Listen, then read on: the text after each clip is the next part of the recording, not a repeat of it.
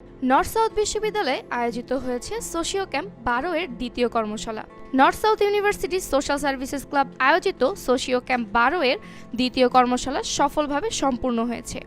কর্মশালাটি আয়োজিত হয়েছে north South বিশ্ববিদ্যালয়ের ওডি 801 নম্বর কক্ষে।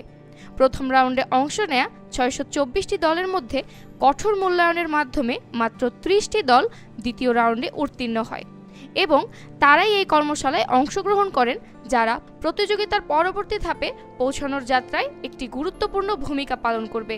এই কর্মশালাটিতে অতিথি বক্তা হিসেবে ছিলেন নাভানা সিএনজি লিমিটেডের জিএম ও head of business Mohammad Emranul Kabir. তিনি তার বক্তব্যের মাধ্যমে অংশগ্রহণকারীদের জন্য মূল্যবান পরামর্শ ও অভিজ্ঞতা বিনিময় করেন।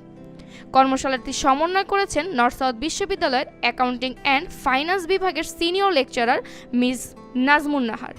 Now you must be having an insightful session. This session, a guest and speaker has presented his motivational speech to you, and I'm here to take.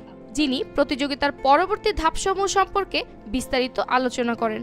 দেশের সামাজিক সমস্যা সমাধানে তরুণদের সৃজনশীল চিন্তা ও উদ্যোগকে উৎসাহিত করার লক্ষ্যে সোশিও ক্যাম্প 1 দশকেরও বেশি সময় ধরে কাজ করে যাচ্ছে।